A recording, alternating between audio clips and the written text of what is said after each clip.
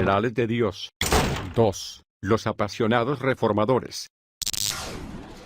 John Wycliffe, 1330 al 1384, el traductor de la Biblia, profeso y afirmo ser, por la gracia de Dios, un cristiano sano, es decir, verdadero y ortodoxo, y mientras haya aliento en mi cuerpo, hablaré y defenderé su ley. Estoy dispuesto a defender mis convicciones aún hasta la muerte. Me gusta referirme a Wycliffe como un reformador anterior a la Reforma. Históricamente, su vida es anterior al período de la Reforma, pero su vida y su teología son casi idénticas a lo que los demás reformadores defendieron y por lo que lucharon. Wycliffe fue un precursor de la gran revolución que estaba a punto de sacudir el mundo religioso. Pero lo interesante es que ninguno de los demás reformadores, excepto John Hus, le dieron crédito a Wycliffe por el camino, extremadamente controvertido, que había preparado. Creo que fue, en gran medida, debido al hecho de que la imprenta no fue inventada sino después de la muerte de Wycliffe, y muchos de sus escritos fueron quemados por la Iglesia Católica. Aún así, yo lo considero uno de los que sembró generosamente en la tierra las verdades de la Reforma.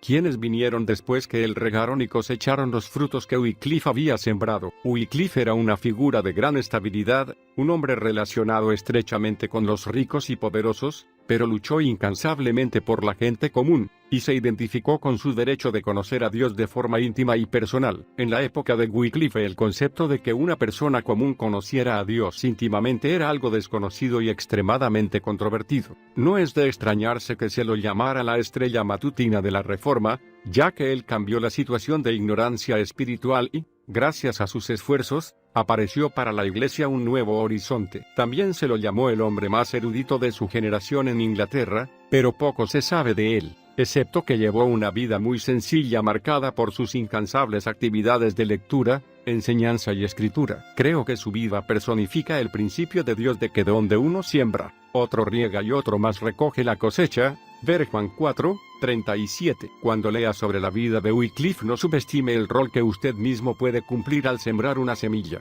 o una buena obra, en las vidas de otras personas. Sus acciones de hoy, hechas por fe e inspiración de Dios, pueden transformar significativamente el futuro. Muchos de nosotros nunca conoceremos los abundantes resultados de las semillas que hemos plantado en las vidas de los demás, hasta que lleguemos al cielo. Los primeros años de Wycliffe. John Wycliffe nació en Yorkshire, Inglaterra, alrededor de 1330. Se sabe poco de su niñez y su juventud, hasta 1360, cuando ingresó al Balliol College en Oxford. La vida de Wycliffe cobra relieve para nosotros cuando llega a los 30 años y comienza su obra como gran reformador antes de la verdadera reforma. Antes de esos años, solo puedo especular que el joven Wycliffe fue criado por una familia modesta que poseía algunas tierras en un área escondida, y asistió a una escuela donde enseñaba el sacerdote del pueblo. En esa época el régimen católico controlaba tanto el gobierno como los asuntos de la iglesia. Se asignaban sacerdotes a los pueblos para que supervisaran todos los asuntos, desde la iglesia hasta el mercado,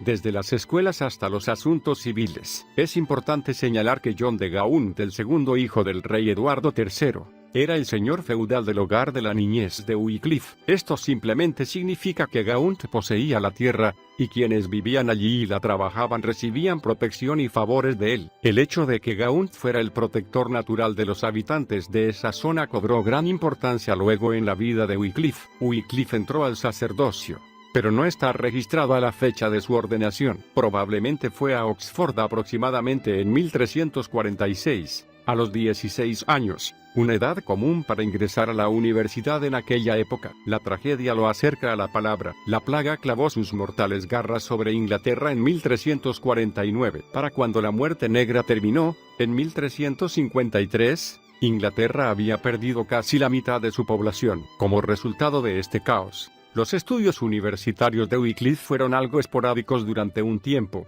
y su desesperación crecía a medida que veía morir a sus amigos y compañeros. Mientras algunos que estaban en el ministerio buscaban respuestas de hombres, Wycliffe recurrió a la Biblia en busca de consuelo y respuestas para luchar contra la desesperación y el temor que lo invadían. Durante este tiempo de tormento, la dependencia de Wycliffe en la palabra escrita de Dios construyó un fundamento en su interior, que demostró ser inamovible. Ningún hombre podría destruir lo que Wycliffe sabía que era cierto a partir de las Escrituras. No importaba cuán elevada fuera la posición de una persona en política o religión, para Wycliffe, Dios tenía la última palabra en todo. Es importante recordar que en esa época no había Biblias en inglés. Todas las Biblias estaban escritas en latín, y solo los hombres cultos y hábiles de la Iglesia Católica podían leerlas. Las personas comunes se quedaban con las ideas, generalmente místicas y paganas, de los sacerdotes pueblerinos, muchos de los cuales tampoco habían leído jamás la Biblia. La riqueza y las posesiones era lo único que llenaba la mente de los sacerdotes y, como consecuencia,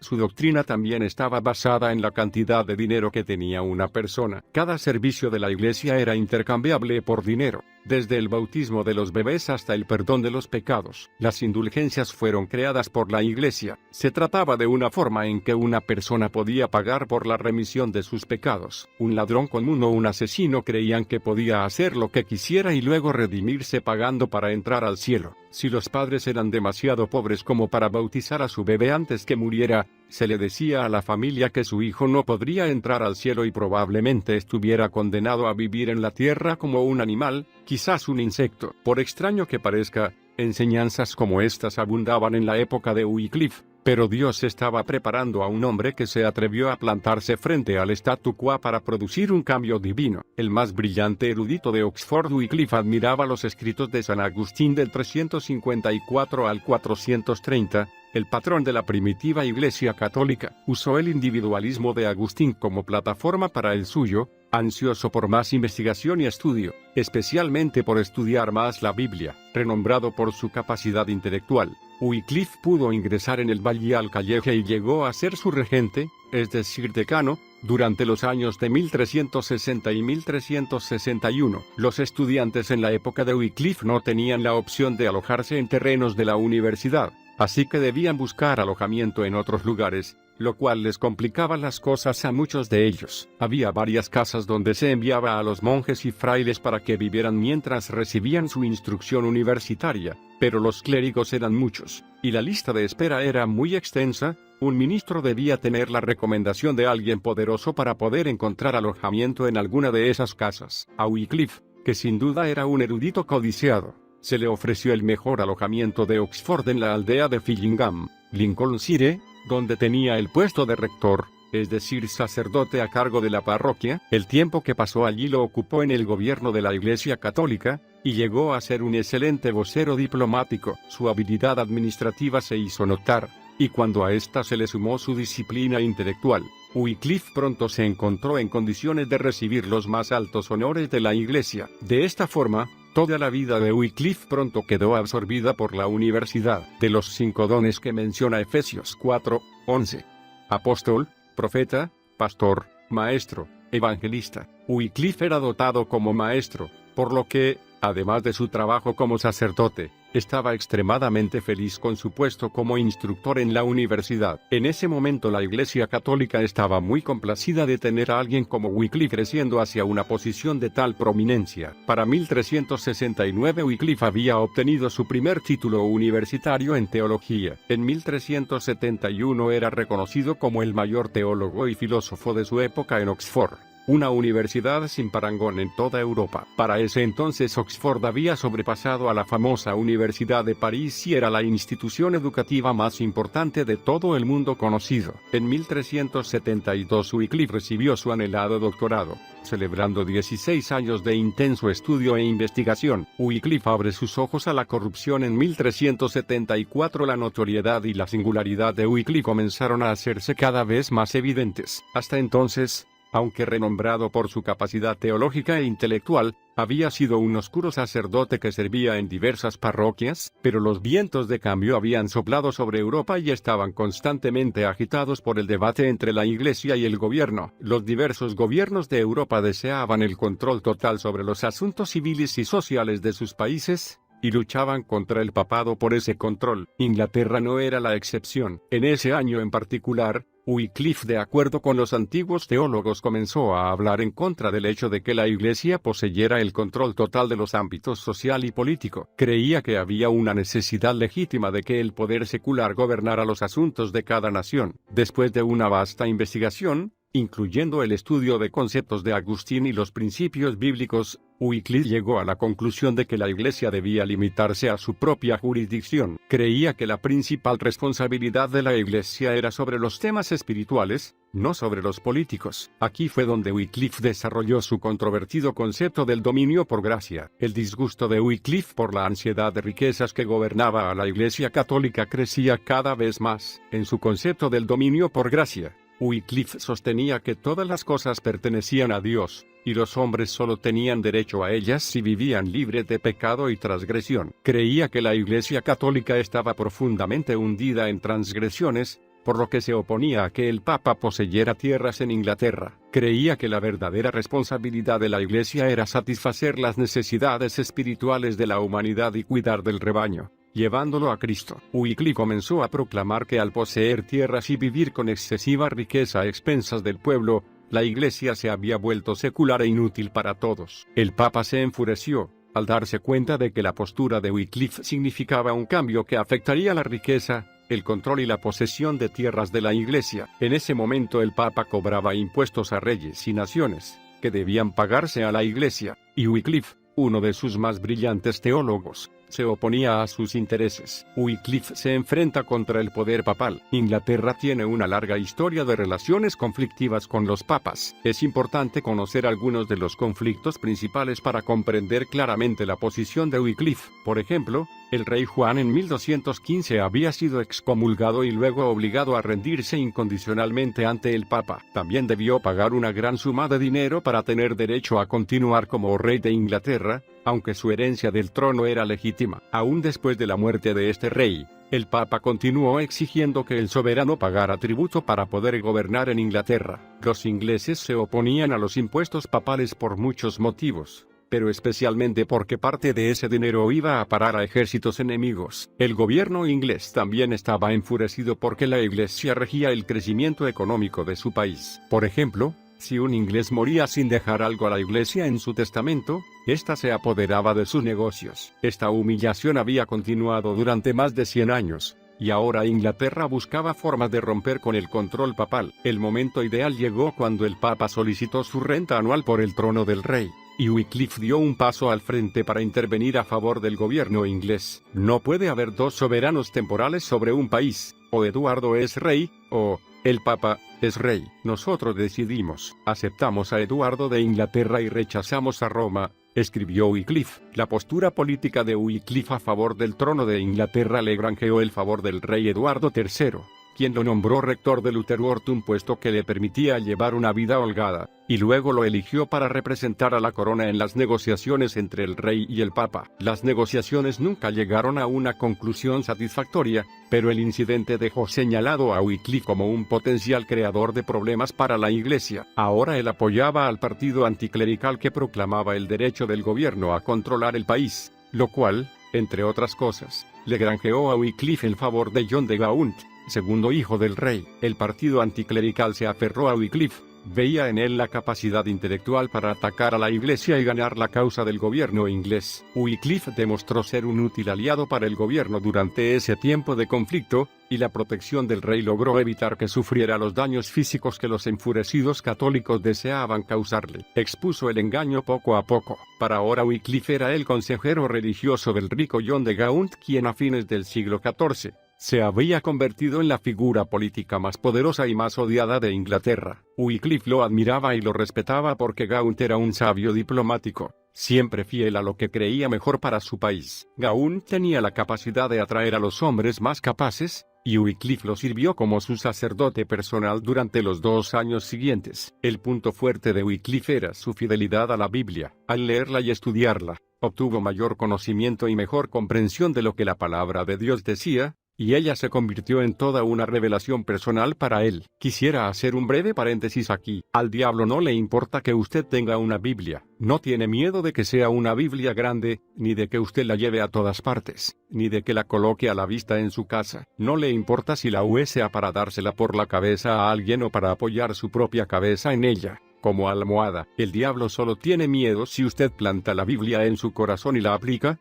por revelación divina, a su vida. Lo aterra la vida que la revelación de esa palabra produce. El poder de la palabra de Dios, por sí solo, Aterroriza al diablo. Por favor, deje de exhibir su Biblia y comience a leerla. Haga de ella una revelación vital para su vida. Descubrirá todas las respuestas que necesita en sus páginas. ¿Por qué? Porque es el único libro, en todo el planeta, que tiene vida. Usted no puede leer la Biblia sin sentir que la vida surge en su interior. La revelación de esa palabra hizo que Wycliffe pudiera distinguir lo verdadero de lo falso, y le permitió ver que la Iglesia se oponía a la Biblia. Eso es exactamente lo que hizo Wycliffe. No pensó que la Biblia era tan santa que no podía ser tocada. No, la abrió, la leyó y la aplicó a su vida y sus circunstancias. La revelación de esa palabra lo hizo distinguir lo verdadero de lo falso, y le permitió ver que todo el sistema de la Iglesia Católica se oponía al mensaje general de la Biblia. Comenzó a darse cuenta de que muchos de los sacramentos y doctrinas de la Iglesia eran hipócritas y heréticos. El sistema religioso de su época había sido formulado enteramente para lograr dinero,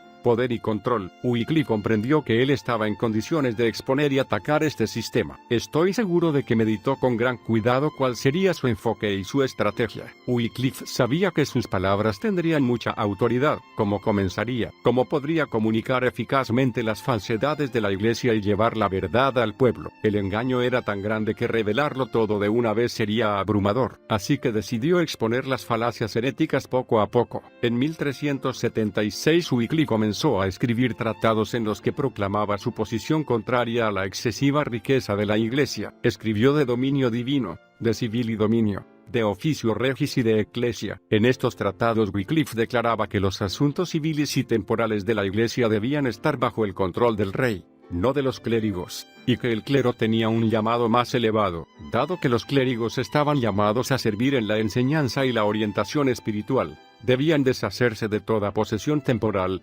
excepto de la comida, el alojamiento y las ropas que fueran necesarios. Wycliffe escribió también que ningún hombre del clero debía ocupar ningún puesto civil, y que el rey tenía el derecho de remover a cualquier clérigo indigno de su cargo. Revelar las motivaciones políticas de la Iglesia fue el primer paso. Wycliffe estaba bien encaminado en su plan, y ya se sentían las repercusiones a kilómetros y kilómetros de distancia, hasta en el mismo trono del Vaticano. Lo arrastraré por los cabellos. William Courtenay era el famoso y prestigioso obispo de Londres, un hombre que desde su juventud había puesto sus ojos en el codiciado puesto de arzobispo de Canterbury, que significaba poseer todo el poder eclesiástico de Inglaterra. El Papa había estado en contacto con Courtenay y le había ordenado que interviniera en la situación entre la Iglesia y el gobierno. Ansioso por ascender en el poder político y ganarse el favor del Papa, Courtenay trabajó febrilmente para socavar el poder del entonces arzobispo de Canterbury, Simon Sudbury.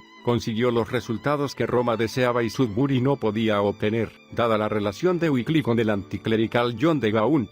La venganza de Courtenay se concentró en Wycliffe. En febrero de 1377 Courtenay ordenó que Wycliffe se presentara en Londres para responder a cargos de herejía. Wycliffe apareció en la Catedral de San Pablo, en Londres, escoltado por John de Gaunt y 4 monjes de Oxford. Los que servían a Gaunt podían contar con su protección. Para Gaunt era una cuestión de honor así como una señal de carácter convertir las disputas de ellos en algo personal. Los obispos esperaban a Wycliffe en una capilla a la salida de la catedral, y al aproximarse vieron su impresionante apariencia. Wycliffe fue descrito como una figura alta y delgada, cubierta con una capa ligera de color negro, con un cinto alrededor del cuerpo, la cara adornada con una espesa y larga barba, de facciones definidas y agudas, los ojos claros y penetrantes, los labios firmemente cerrados en señal de resolución. El hombre todo, con un aspecto de superior seriedad y repleto de dignidad y carácter. El ambiente estaba tenso y cargado de energía. Para poder llegar a la catedral,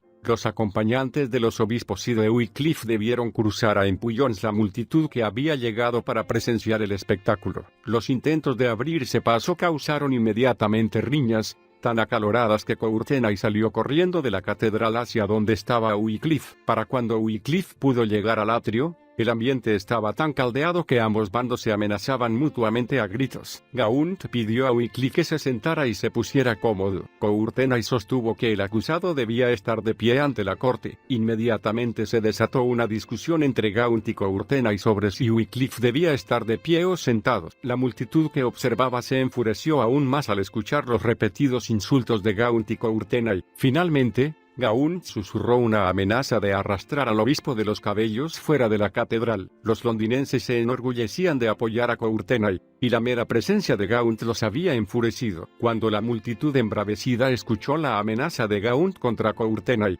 se rebeló. Gritos y expresiones soeces llenaron el aire mientras de gente se agolpaba hacia adelante. Gaunt debió huir para salvar su vida. Toda la escena fue tan caótica que no hubo forma de que Courtenay pudiera conducir el juicio. Wycliffe, que permaneció en silencio todo el tiempo, pudo salir sin ser tocado. Después de esta escena en la corte, los ciudadanos estaban aún tan furiosos que los disturbios y los destrozos continuaron en las calles, mientras buscaban a los aliados de Gaunt. Finalmente Courtenay debió intervenir para que el pueblo se calmara. Mientras tanto Wycliffe estaba lejos de los disturbios, y regresó en silencio a Oxford. El incidente no dejó huella en él. Wycliffe continuó siendo admirado por los eruditos de Oxford, el gobierno, sus alumnos y la gente de su parroquia, a pesar de la censura de la jerarquía católica. La verdad duele. Al escuchar de los monjes benedictinos que el juicio por herejía había fracasado, y creyendo que era poco sabio atacar a Wycliffe en Inglaterra, el Papa Gregorio XI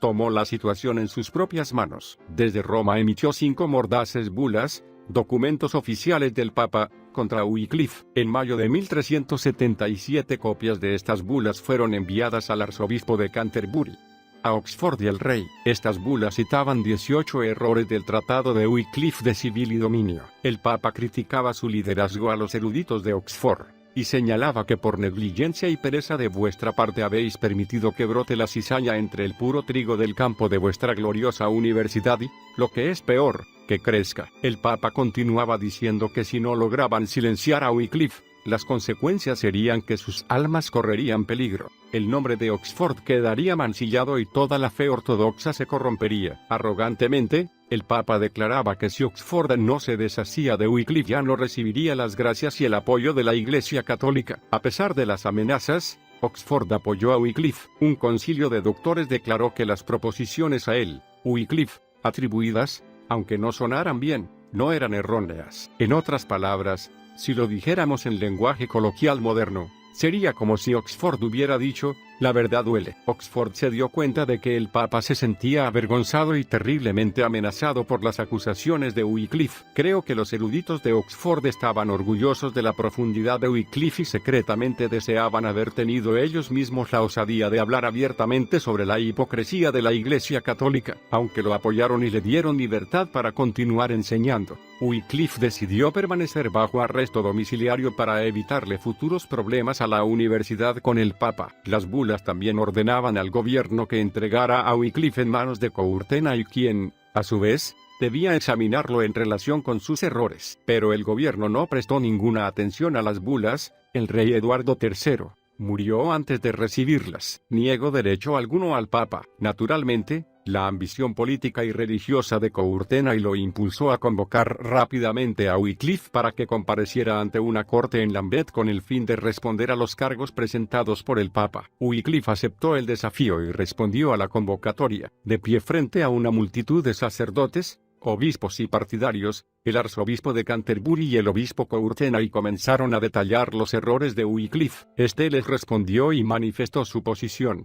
Niego que el Papa tenga derecho alguno a dominio político, que tenga cualquier tipo de dominio civil perpetuo, y que pueda calificar o descalificar simplemente por medio de sus bulas. La postura de Wycliffe era increíble. Dejó casi anonadado al tribunal. Debemos comprender que hasta entonces nadie había jamás desafiado abiertamente la autoridad del Papa. A medida que continúe la lectura de este libro, usted verá que ese tipo de desafíos se convirtió en una actitud recurrente entre los reformadores. Imagine las oleadas de sorpresa que habrán invadido a todos. Sienta el nerviosismo y la tensión. ¿Cómo le responderían a Wycliffe? Era la primera vez que alguien se atrevía a algo así. ¿Cómo se justificarían a ellos mismos? ¿Cómo podrían defender la hipocresía que Wycliffe revelaba? Lo único que podían hacer era responder furiosos, a gritos. Y eso hicieron. Pero los gritos y la ira no tocaron a Wycliffe. Joan de Kent, la reina madre, envió un mensaje al tribunal de Lambeth. Le prohibía que emitiera sentencias sobre él. La intervención de la reina madre a favor de Wycliffe causó gran temor y preocupación entre los obispos y quienes los apoyaban. Milagrosamente nadie intentó excomulgar ni expulsar del sacerdocio a Wycliffe.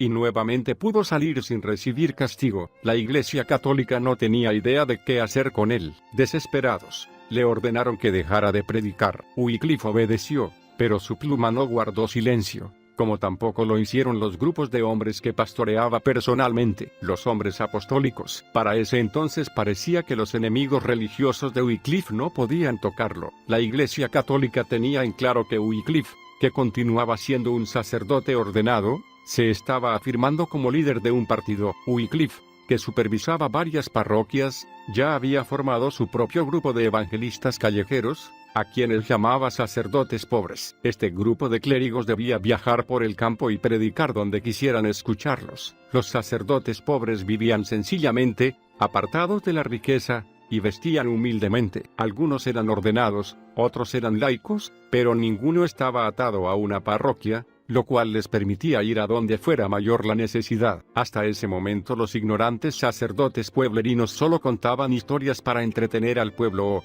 cuando les preguntaban sobre un tema teológico, respondían lo que bien les parecía en el momento. Los predicadores de Wycliffe hacían totalmente lo contrario, predicaban sobre la Biblia, y llevaban así consuelo y entendimiento a los aldeanos. Wycliffe defendía su derecho a predicar mientras se sintieran llamados a hacerlo. Los llamaba hombres evangélicos u hombres apostólicos. Estos hombres apostólicos fueron por toda Inglaterra denunciando los abusos de la Iglesia Católica y enseñando una sana doctrina bíblica, no en latín, sino en el idioma común del pueblo, para que pudieran entenderlos. Los sacerdotes pobres vivían sencillamente, apartados de la riqueza, predicaban sobre la Biblia, y llevaban así consuelo y entendimiento. Wycliffe escribió tratados para que estos hombres distribuyeran y, aunque no predicaba él mismo, escribió cientos de sermones para que estos hombres apostólicos meditaran y predicaran. Lamentablemente, la mayoría de ellos no existen hoy para que podamos disfrutarlos. Su más asombrosa revelación. Quisiera señalar algunos hechos históricos relativos a la confusión en la Iglesia Católica por los cuales se culpó a Wycliffe. Mientras la Iglesia estaba ocupada resolviendo estos conflictos, él quedó en libertad de descubrir nuevas verdades. El Espíritu Santo,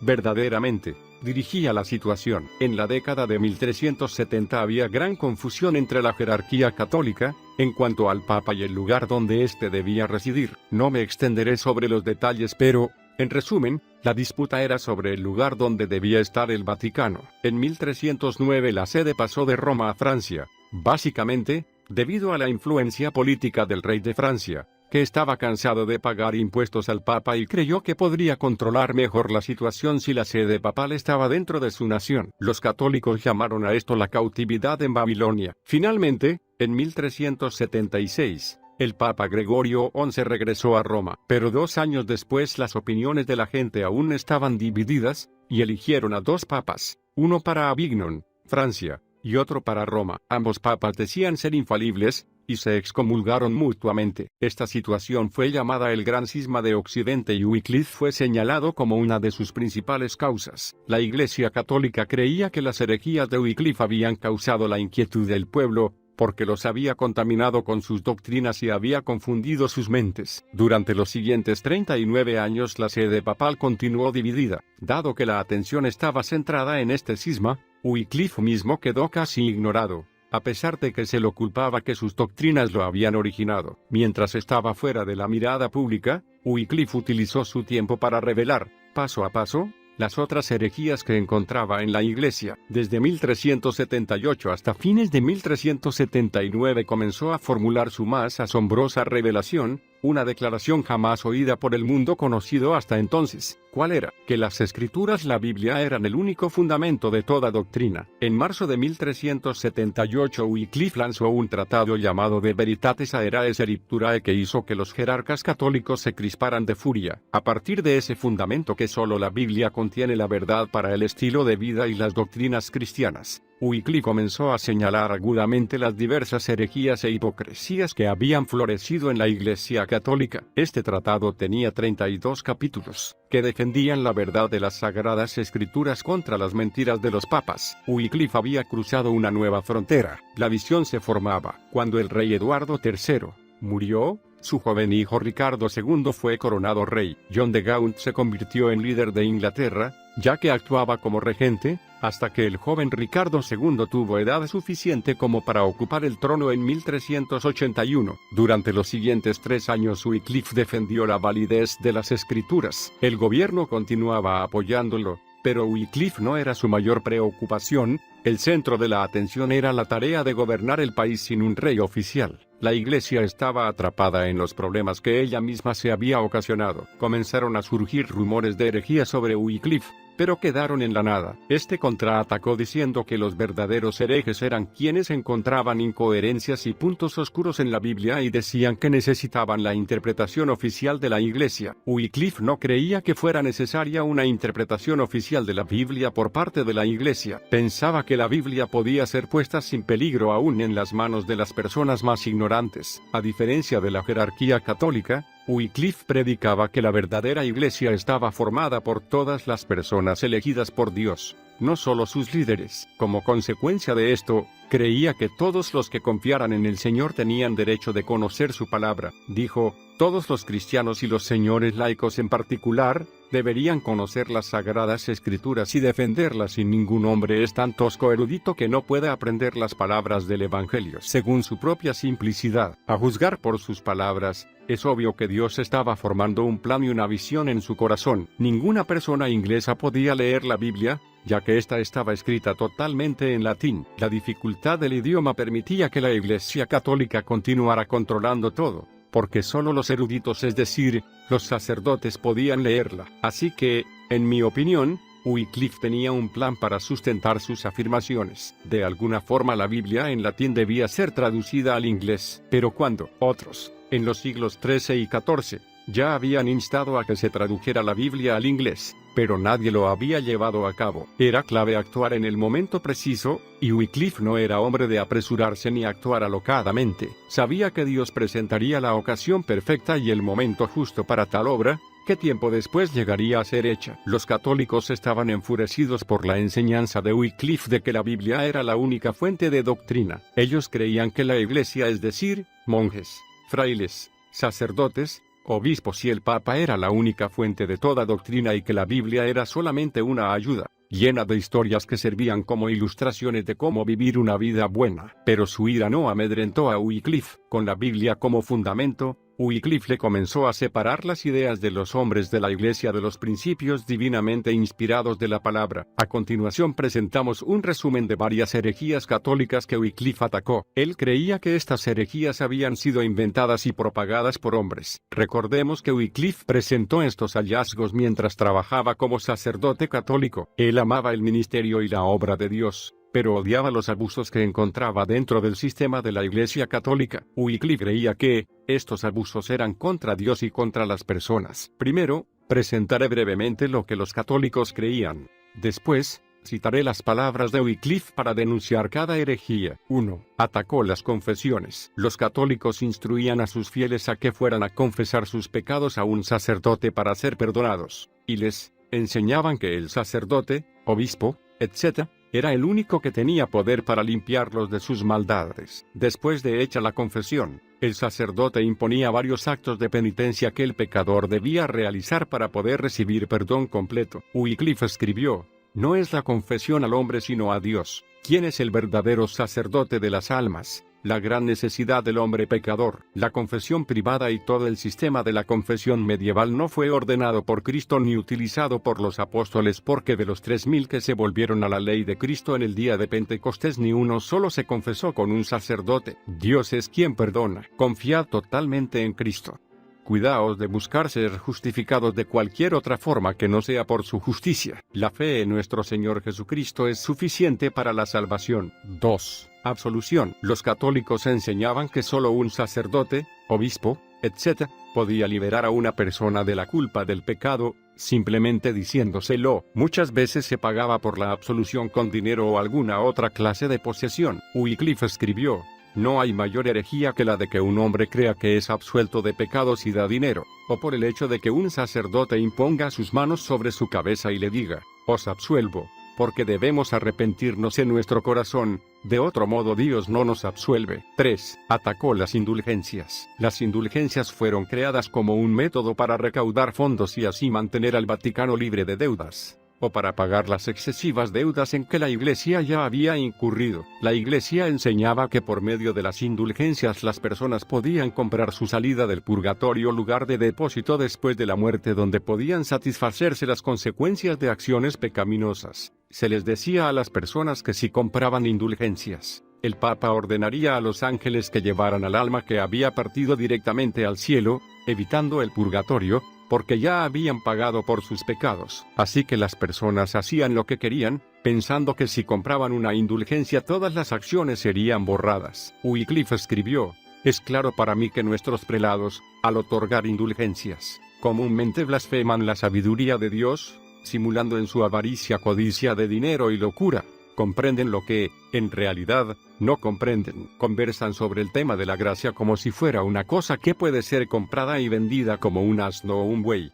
Y al hacerlo, aprenden a hacer un mercado de la venta de perdones, y el diablo se ha servido de un error en las escuelas para introducir, de esta manera, herejías en la moral. Confieso que las indulgencias del Papa son una manifiesta blasfemia, en tanto que él se arroga el poder de salvar a los hombres casi sin límite. Pero yo os digo que aunque tengáis frailes y monjes para cantar por vosotros, y aunque cada día escuchéis muchas misas, y fundéis capillas en vuestro honor, y colegios, y vayáis de peregrinaje toda vuestra vida, y entreguéis todos vuestros bienes a los perdonadores, todo esto no llevará vuestras almas al cielo. Wycliffe condenó tales prácticas en su tratado On Indulgentes, sobre indulgencias, mucho antes de que Lutero clavara sus 95 tesis. Wycliffe concluyó el tratado con estas afirmaciones: por medio de la cola de este dragón, es decir, de las sectas de los frailes que trabajan en la causa de esta ilusión, y de otros engaños demoníacos de la Iglesia. Pero, levantaos, oh soldados de Cristo, sed sabios y huid de estas cosas,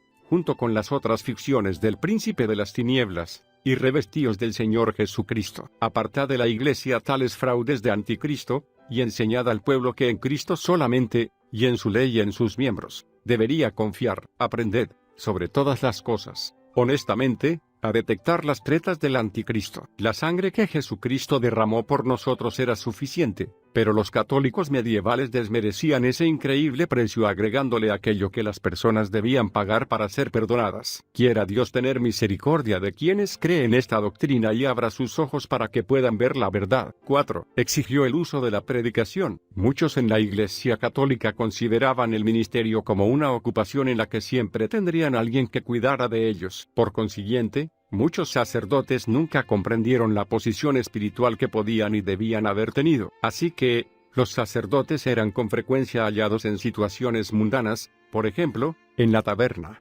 jugando y viviendo despreocupadamente, excepto, tal vez, por algunos monjes aislados. La mayor parte de los sacerdotes nunca se dedicaban a la oración y el aprendizaje de la palabra de Dios. Muchos nunca habían leído la Biblia, así que solo podían contar historias y fábulas para mantener el interés de la gente. Es de imaginar el error y el grosero engaño que esto causaba. Wycliffe escribió: el servicio más elevado que pueda alcanzar el hombre en la tierra es predicar la ley de Dios. Este deber corresponde particularmente a los sacerdotes, de modo que puedan producir hijos de Dios.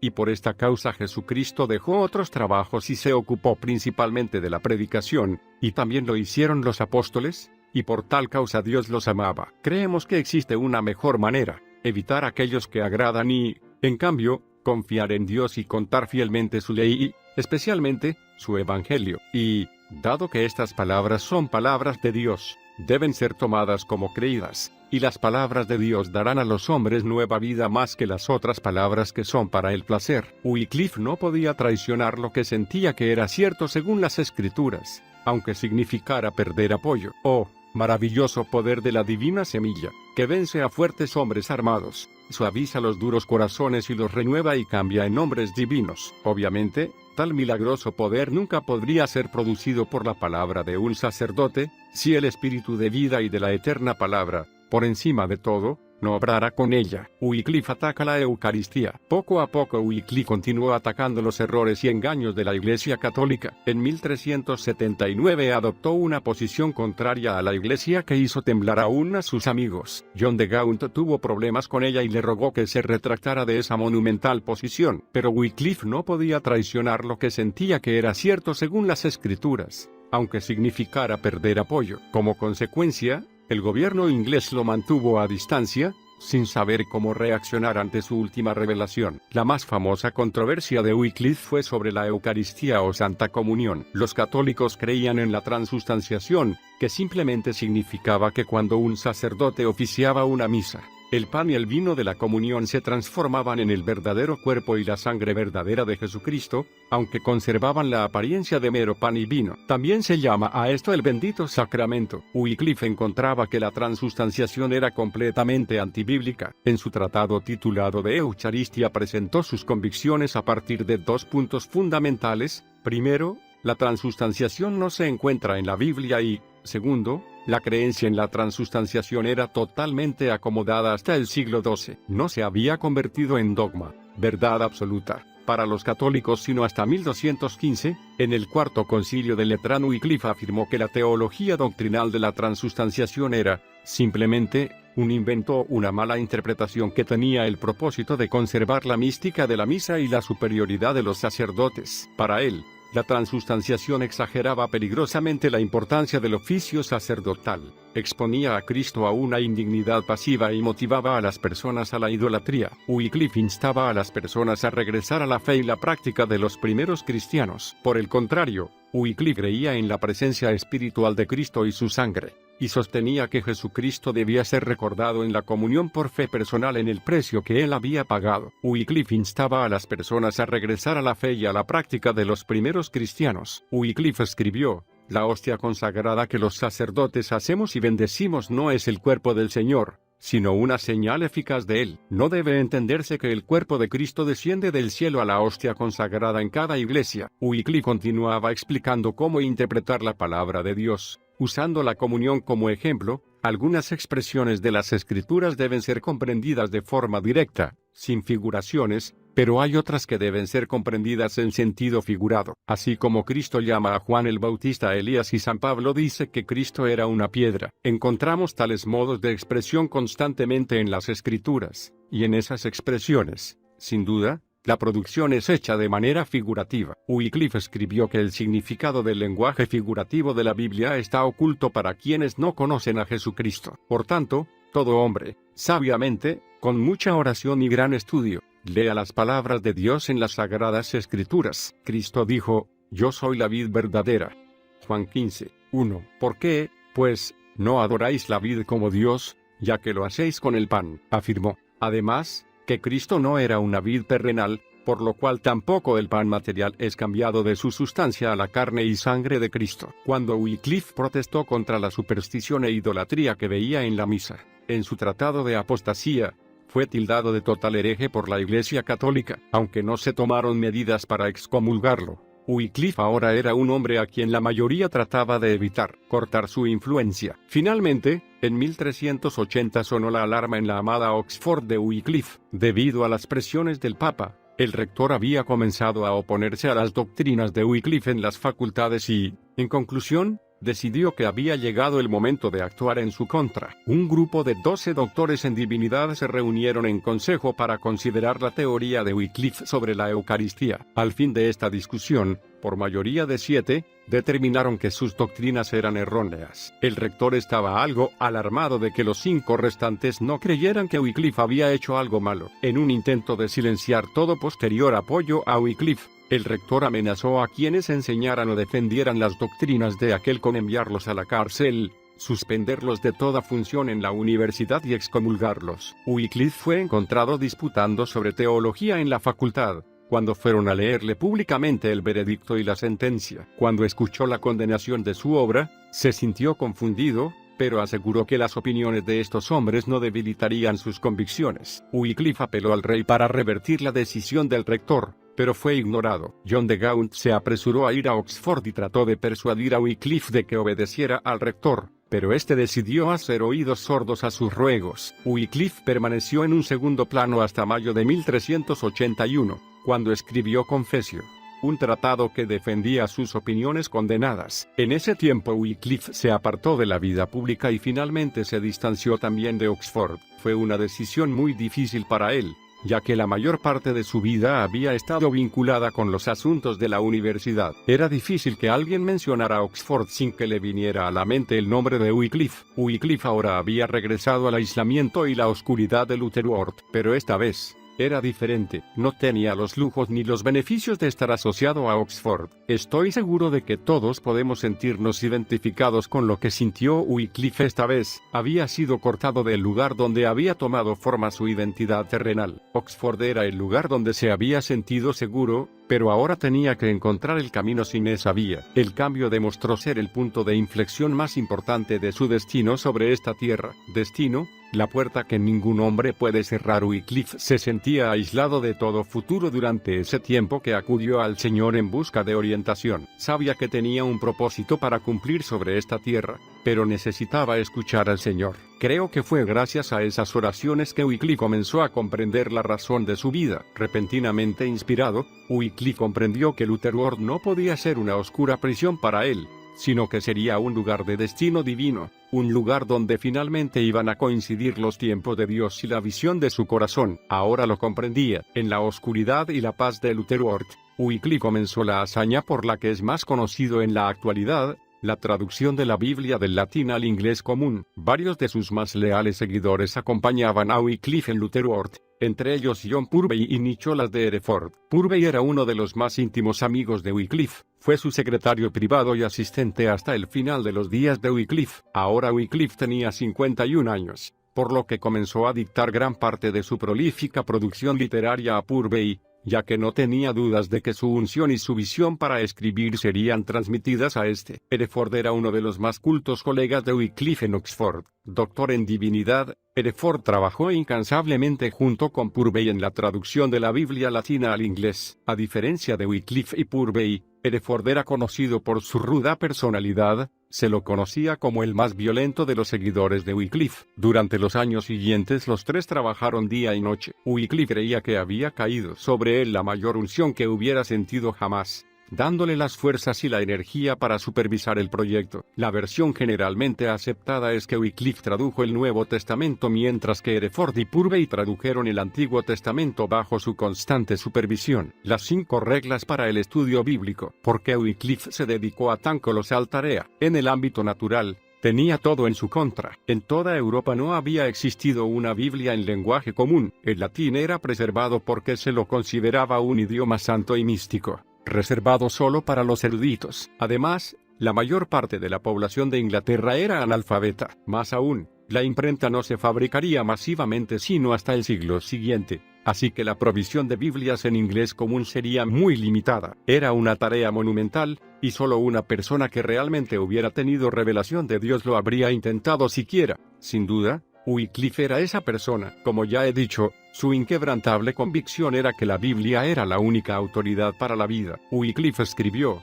puesto que la Biblia contiene a Cristo, que es todo lo que se necesita para la salvación, es necesaria para todos los hombres, no solo para los sacerdotes. Ella sola es la ley suprema que debe regir a la Iglesia, al Estado y a la vida cristiana, sin tradiciones y estatutos humanos. Wycliffe sabía que la gente común jamás conocería las verdaderas bases de la fe a menos que conociera lo que decía la Biblia. También se dio cuenta de que nunca conocerían la Biblia si ella no estaba en su propio idioma. Entonces, afirmó, Cristo y sus apóstoles enseñaron a las personas en el idioma que ellas mejor conocían. Es seguro que la verdad de la fe cristiana se vuelve más evidente cuanto más se conoce la fe misma. Por tanto, la doctrina no solo debería estar en latín, sino en la lengua vulgar común. Los creyentes deberían tener las escrituras en un idioma que puedan comprender claramente. Wycliffe sentía un enorme peso por la gente común. Se daba cuenta de que si conseguían una Biblia en su idioma y si podían leerla, necesitarían instrucciones para estudiarla. Así que completó su tarea bosquejando 5 reglas básicas para traducir y estudiar la Biblia,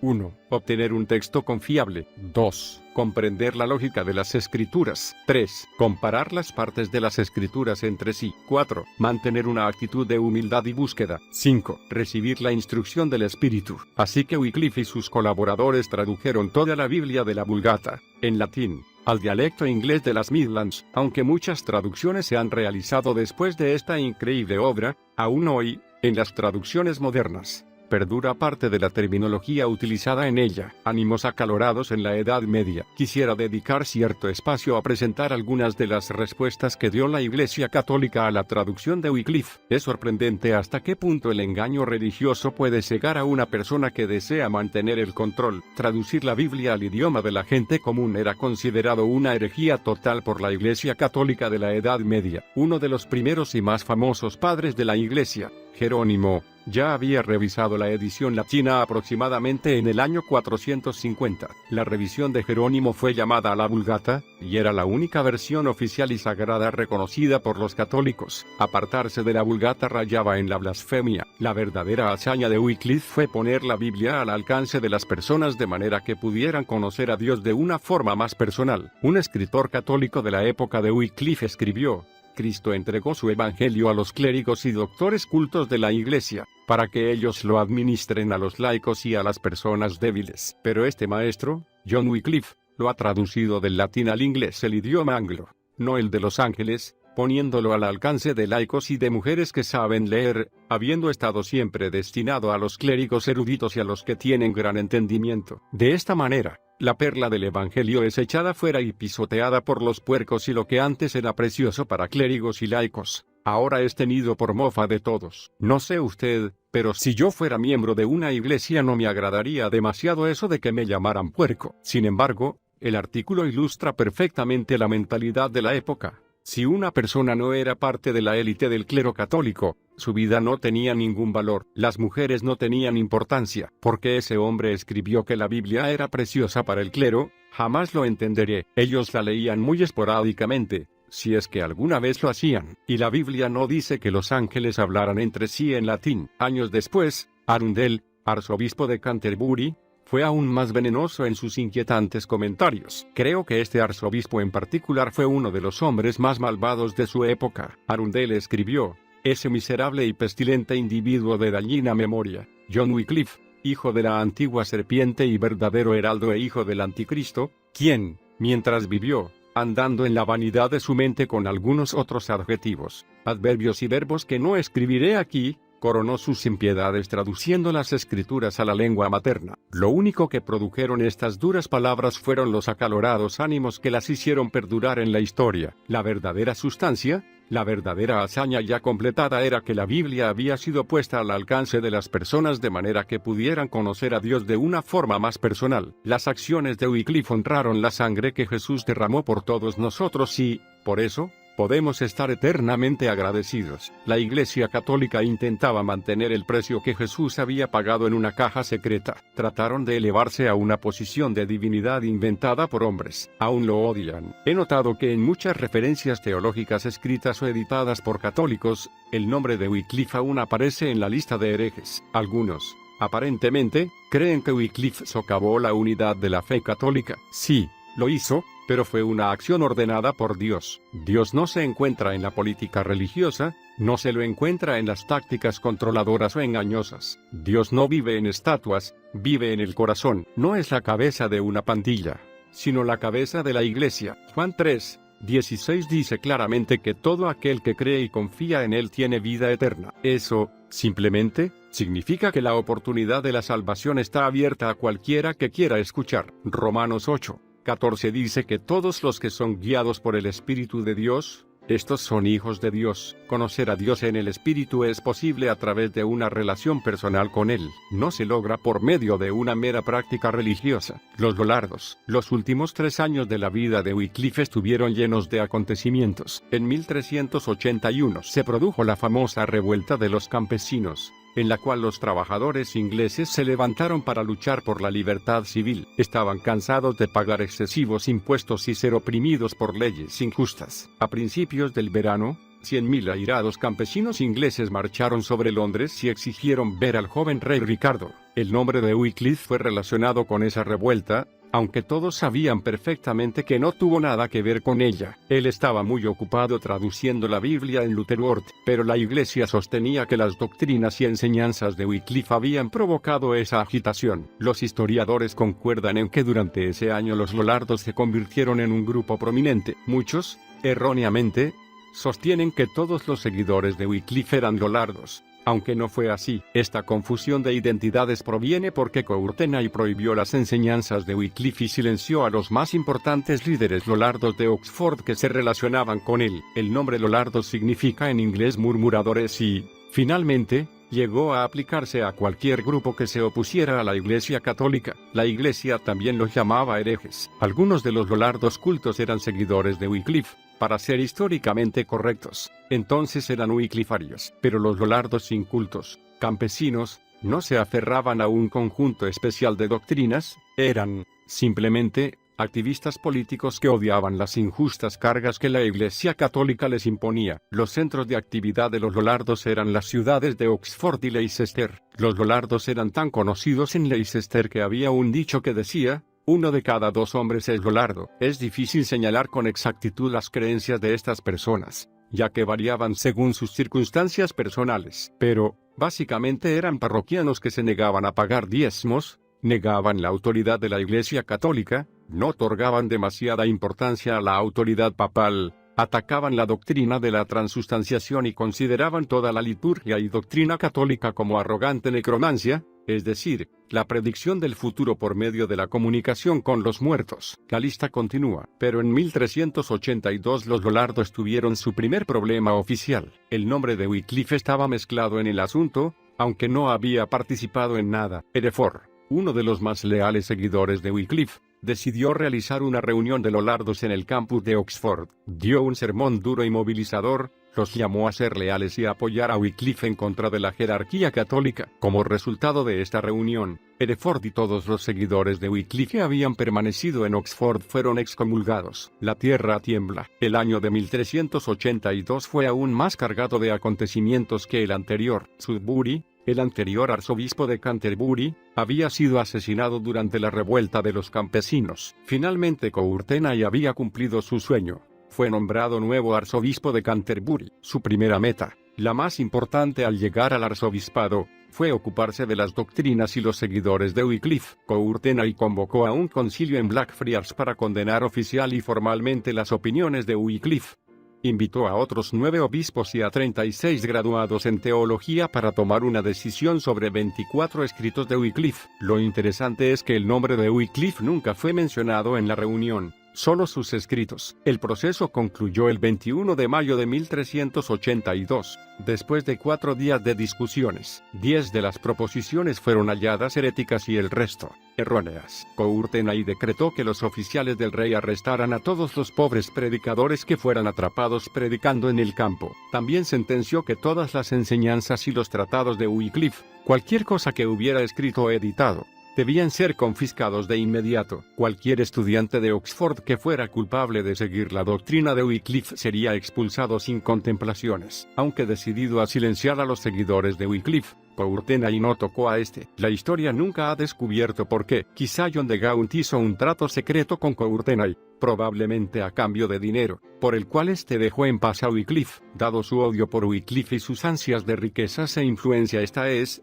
probablemente, la única razón lógica por la que Courtenay nunca persiguió a Wycliffe, nunca lo convocó. Wycliffe permaneció aislado y tranquilo en Lutherwort, traduciendo la Biblia. Sin embargo, en ese día en particular, el concilio de Courtenay fue interrumpido por un inusual e inesperado terremoto. Ambos, Courtenay y Wycliffe, atribuyeron el inusual hecho al juicio de Dios sobre el otro. Courtenay creía que Dios estaba de su lado. Wycliffe creía que Dios estaba airado por las conclusiones a las que había llegado el concilio. Esa famosa reunión es conocida hoy como el Concilio del Terremoto. Corrientes subyacentes de reforma. El año de 1382 también trajo un hecho muy importante: el matrimonio del joven rey Ricardo II de Inglaterra con Ana de Bohemia. El matrimonio unió a 2 países separados y, a instancias de la reina Ana, abrió las puertas para que estudiantes de Bohemia pudieran cursar estudios en Oxford. Una vez en Oxford, Los estudiantes de Bohemia comenzaron a estudiar y concordar secretamente con los escritos de Wycliffe. Uno de los estudiantes bohemios más famosos que asistió a Oxford fue Jerónimo de Praga.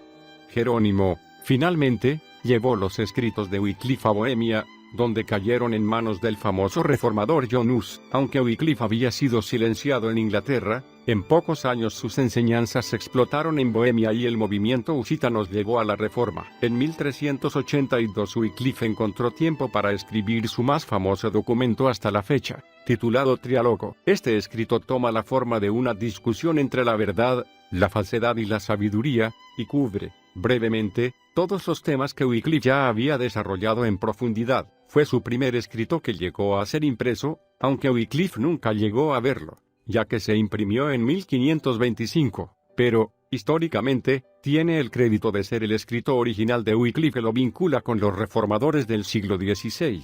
Entre el torrente que fluía de su pluma, Wycliffe sufrió el primero de los dos ataques de embolia en 1382. Este primer ataque lo dejó parcialmente paralizado. El Papa intentó convocarlo a Roma para que respondiera ciertos cargos, pero debido a su debilidad Wycliffe no pudo responder. La muerte del párroco. El año de 1383 transcurrió prácticamente sin novedades para Wycliffe. A juzgar por sus profusos escritos, es dudoso que haya pastoreado personalmente la iglesia de Lutherworth, aunque era la figura principal allí. Sin duda otros pastores cuidaban a la gente en su lugar. Wycliffe sufrió el segundo ataque de embolia a fines de diciembre de 1384, mientras escuchaba la misa. Este ataque le causó una parálisis aguda y perdió la capacidad de hablar. 3 días más tarde, el 31 de diciembre de 1384, Wycliffe murió, dejó la tierra para ir con su Señor. Aunque la Iglesia Católica lo odiaba, Wycliffe nunca fue excomulgado. Su funeral fue sencillo, y su cuerpo fue enterrado en terreno sagrado de la iglesia de Lutherworth. Purvey, su fiel asistente, continuó trabajando en la Biblia inglesa. La primera versión fue terminada antes que Wycliffe muriera, pero Purvey inició una revisión a la que muy adecuadamente llamó Biblia Wycliffe. La influencia de Wycliffe se extendió mucho más allá del clero. No permaneció aislado en una caja dentro de su ministerio, obviamente. Tenía amigos en todas las esferas de la vida. Sabemos que tenía buenos amigos en el gobierno y fieles amigos entre los trabajadores más humildes. El famoso poeta inglés Geoffrey Chaucer vivió durante la época de Wycliffe, y eran amigos. Ambos escribieron en el dialecto de las Midlands, y eran amigos de John de Gaunt. Se dice que en los famosos cuentos de Canterbury, de Chaucer, la parte del párroco fue escrita como tributo a John Wycliffe. Esta parte dice: nos acompañaba también un hombre religioso y bueno, párroco de una ciudad, pobre en dinero, pero rico en santas obras y pensamientos. Era, además, hombre culto, un erudito que predicaba la verdad del Evangelio de Jesucristo y enseñaba con devoción a sus feligreses, de carácter apacible y bonachón, buen trabajador y paciente en la adversidad, pues había estado sometido con frecuencia a duras pruebas. Se sentía reacio a excomulgar a los que dejaban de pagar el diezmo. A decir verdad, solía repartir entre los pobres de su parroquia lo que le habían dado los ricos, o lo que tenía de su propio peculio, pues se las arreglaba para vivir con muy poco. Los amigos de Wycliffe son un tributo a la forma en que él vivió su vida. Nunca transigió en sus principios ni en sus valores, pero es obvio que influyó en cada persona con la que entró en contacto. Es triste ver ministros tan atrapados por el mundo de la iglesia que no pueden identificarse con el hombre común, o con alguien que no está en su campo o llamado específico. Para ser verdaderamente efectivos como creyentes, debemos aprender que nuestra seguridad no proviene de quienes creen lo mismo que nosotros. Jesús vino a tocar al mundo, no parte de él, sino a todo. Viva su vida para Dios delante de todo hombre, sea lo que fuere que crea o la forma que actúe. No se aísle, por el contrario, permita que el Espíritu Santo obre a través de usted, y atrévase a ir a todos los ámbitos. Convierta a los demás a Dios por medio de su ejemplo, su testimonio y sus buenas obras. Aún trataron de ganar, aunque Wycliffe tuvo muchos amigos buenos y fieles que apreciaban su memoria. Su muerte no satisfizo el odio y el desprecio que la Iglesia Católica aún tenía por él. En 1408, 24 años después de la muerte de Wycliffe, Arundel, el arzobispo de Canterbury, reunió a un grupo de clérigos y decretó que no se produjeran más traducciones de la Biblia en forma de libro o tratado, y que ningún hombre fuera autorizado a leer tal traducción, en público o en privado, que fue compuesta en la época del mencionado John Wycliffe bajo pena de mayor excomunión. La persona que fuera atrapada leyendo una de las traducciones de Wycliffe perdería todas sus tierras, y sus posesiones personales pasarían a manos de la Iglesia. 29 años después de la muerte de Wycliffe, un decreto papal de 1415 ordenó que sus libros fueran quemados. En 1415, 31 años después de la muerte de Wycliffe, el Concilio General de la Iglesia Occidental se reunió en Constanza y condenó sus enseñanzas con 300 cargos. Condenaron su memoria como la de uno que murió en obstinada herejía y ordenaron que sus huesos fueran exhumados de su lugar de reposo y arrojados a distancia de los sepulcros de la Iglesia. Para entonces, un obispo llamado Philip Repton dirigía la diócesis de Lutherworth. Para crédito suyo, Repton dejó los huesos de Wycliffe intactos. No fue sino hasta 1428, aproximadamente 44 años después de la muerte de Wycliffe, que el Papa ordenó que los huesos de este fueran exhumados y quemados. El nuevo obispo de Lutherworth, Richard Fleming, cumplió la tarea. Después que los huesos de Wycliffe fueron exhumados y quemados, las cenizas fueron arrojadas al río Swift, en un intento por borrar todo rastro de él, pero no había forma de que eso sucediera. Su memoria ya estaba grabada en los fundamentos de la libertad cristiana. Quema de los libros de Wycliffe. Thomas Fuller, al relatar los eventos, grabó sus palabras para siempre en la historia. Tan bellas fueron, quemaron sus huesos hasta reducirlos a cenizas y las arrojaron al Swift, un río que corría allí cerca. De esta forma, este arroyo llevó las cenizas al Avon, el Avon al Severn, el Severn a los estrechos mares, y ellos al amplio océano. Así, las cenizas de Wycliffe son el emblema de su doctrina, que ahora está dispersa por todo el mundo. Su visión explotó por toda la tierra. Wycliffe no vivió para ver los resultados de su visión, no vivió para ver si su traducción de la Biblia llegaba al pueblo. Lo único que tenía era la visión en su corazón y su amor por la gente común. Lo único que supo hacer fue plantar la semilla y confiar en que Dios completaría lo que había comenzado. Y Dios, sin duda, lo hizo. Después que se inventó la imprenta, en 1450, y comenzó a ser utilizada de forma generalizada, grandes volúmenes de la Biblia en inglés fueron impresos a un ritmo veloz. La Iglesia Católica ya no pudo contener las herejías de los reformadores. Ahora la gente era libre para examinar la palabra de Dios y conocerla de manera personal. Era libre para examinar los frutos de sus actos según la palabra de Dios, no según los hombres. Los reformadores que vendrían traducirían la Biblia a 34 idiomas. Durante un período de menos de 300 años, las 3/4 partes de esas traducciones fueron para los europeos. Para 1818 la traducción bíblica abarcaba todo el mundo, con misioneros que llevaban la palabra a otras naciones y traducían la Biblia a sus idiomas. Para 1982, según las Sociedades Bíblicas Unidas, había 574 proyectos de traducción en los que trabajaban miembros de 200 denominaciones y misiones. Wycliffe plantó una semilla y confió en que Dios completaría lo que había comenzado. Hoy podemos examinar sus frutos. En los últimos años un gran porcentaje de las traducciones bíblicas es realizado por creyentes nativos. Por ejemplo, en los Estados Unidos los indios están traduciendo la Biblia a sus propios idiomas. Han comprendido que pueden establecer sus propias iglesias si la Biblia está en su idioma nativo. El concepto es simple: primero una Biblia, después un converso, después una iglesia. En 1942 la traducción bíblica se convirtió en una carrera, con la formación de traductores bíblicos Wycliffe. El único propósito de esta organización, fundada por William Cameron Townsend, es cumplir la Gran Comisión, Mateo 28:19, por medio de la traducción de la Biblia. En esta organización, traductores, especialistas en alfabetización y colaboradores de 34 países se han unido para producir más de 500 traducciones, y hay 1000 más en proceso. Se ha estimado que hay aún más de 3000 grupos étnicos que esperan que la Biblia sea traducida a su idioma. Hoy se estudia traducción bíblica en 4 universidades de Estados Unidos, además de Inglaterra, Alemania, Francia,